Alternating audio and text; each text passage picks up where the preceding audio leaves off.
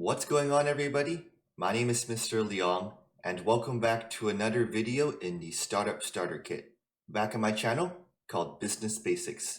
Thanks for tuning in, and today we are going to look at a topic called Kaizen, or otherwise known as continuous improvement.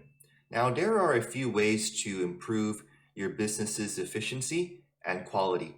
Some argue that larger, less frequent purchases of capital and resources are more effective. Like, let's say we purchase some things like every quarter or half a year, and that's a way to improve your business's efficiency. However, there are some studies that show that continuous, small daily improvements in a business are more effective than larger, less frequent sort of investments in quality and efficiency. So in this video, I'm going to break down this topic called Kaizen and how you can implement it in your business. Let's get started.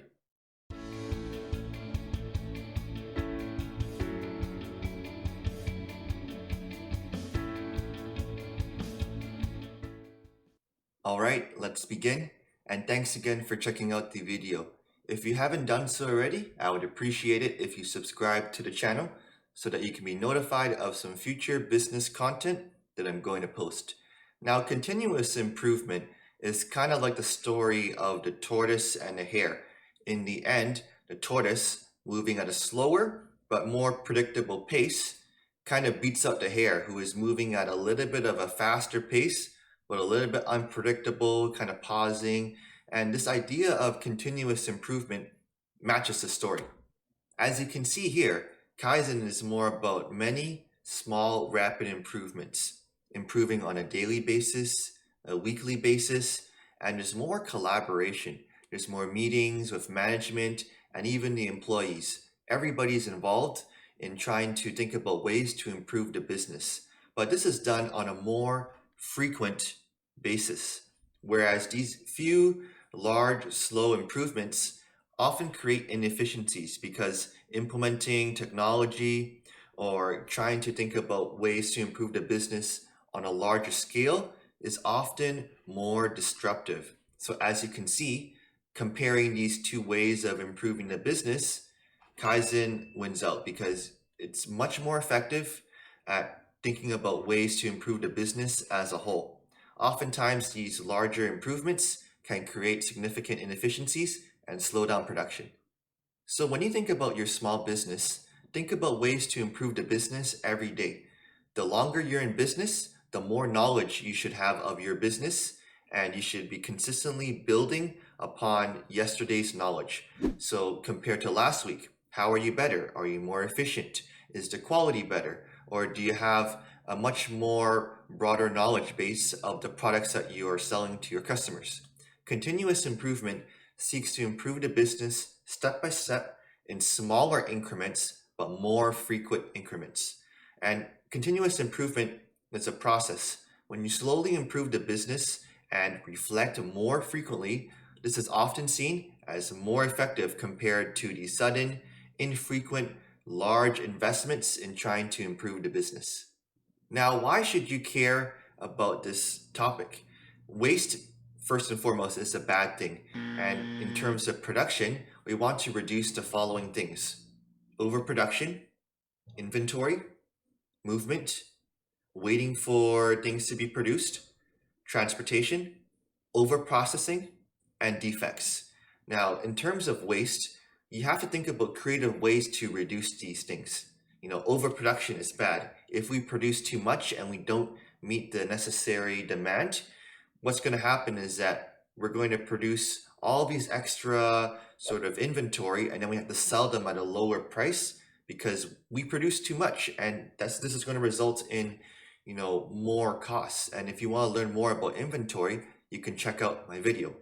But the idea here is that when thinking about ways to improve the business in regards to these things, reflecting on a more frequent basis is seen as more effective compared to viewing these things on a more periodic basis.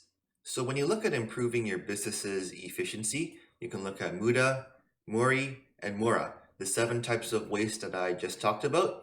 You can look at overburden, putting too much stress on your workers, and unevenness. Because in the production process, there's probably some steps that are more efficient than others, and bottlenecks are areas in which you can improve your business.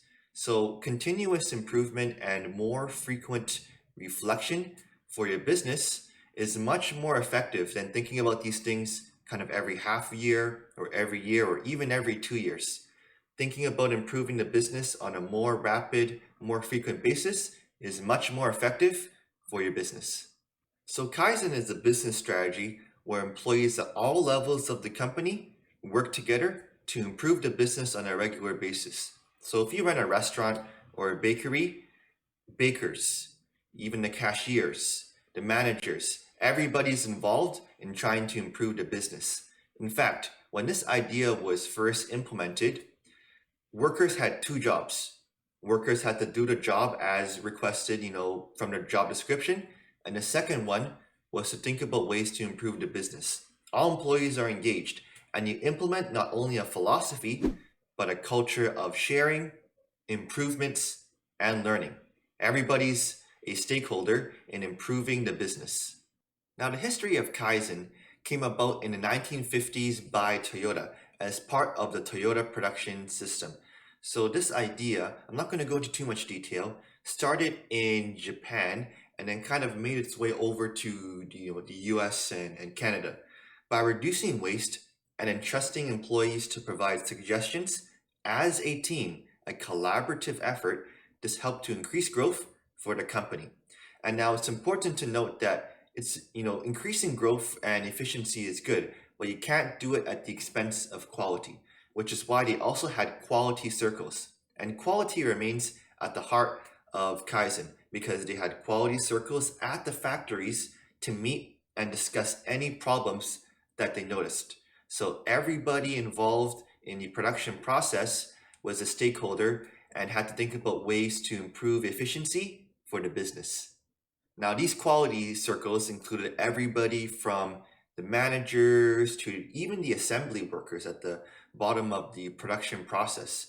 And you may be thinking in a business, shouldn't the managers make all the decisions? But in Kaizen, everybody is involved and can provide feedback. And that's one of the main benefits of Kaizen and continuous improvement. Why don't you take some ideas from the people actually making the products? And this helps to create more engaged employees and employees who are involved in the problem-solving process. This can also lead to lower employee turnover, higher quality products, and you change the culture of the company by empowering employees to make decisions that they think would better the company. And all of this leads to customer satisfaction, a higher quality product, and this is going to be a product that everybody in the business, from the assembly line workers to the managers, have put their thought and feedback into. Now, what are some ways that you yourself can implement continuous improvement, and what are the steps to doing so? Well, there's actually an acronym that will help you to do so. Plan, do, check, and act. If you notice, continuous improvement has a circular model. You plan, you do it, you check, and then you act. But this doesn't stop over here because continually you're trying to improve the business every single day. You don't go backwards. Once you've improved, that's the baseline for improving the business. And continuous improvement is often implemented in a business through this manner. So I'm going to break down these steps briefly and just show you how you can implement the model in your business. First of all, you have to plan what the main problem is and think about ways to improve the business. What are the goals, benchmarks, and how do we solve and approach this issue? You can also create a task force or a group of people and set the goals for improvement. Maybe you want to increase efficiency and produce maybe a few extra products per hour. So you have to plan, define the problem, and think about creative ways to do so. The next thing you want to do is you want to execute the plan. So maybe you have some creative ways at improving the business. So you want to implement the solution. You can create MVPs, test out the viability of the solution, but this is where you actually carry out the plan.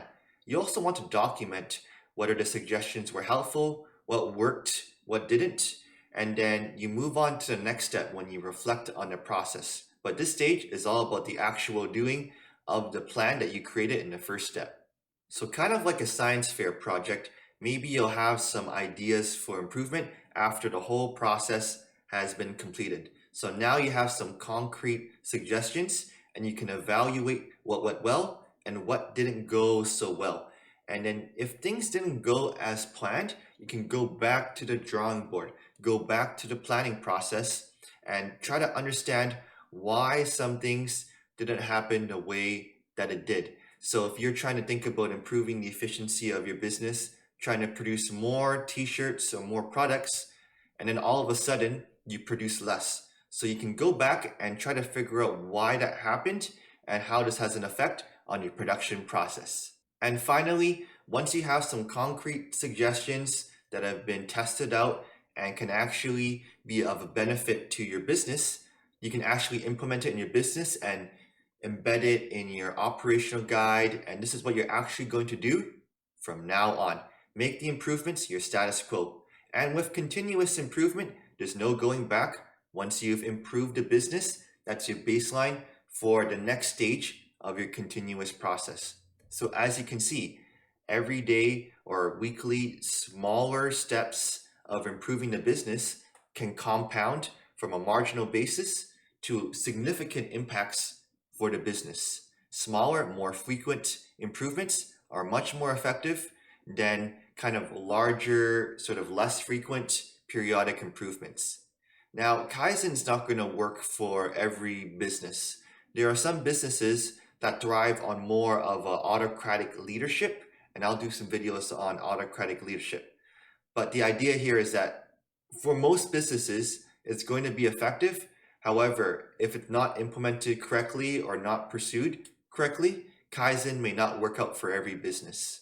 Now, there are some disadvantages to using Kaizen, and Kaizen may not be a good fit for all types of businesses. But I think the idea has merit.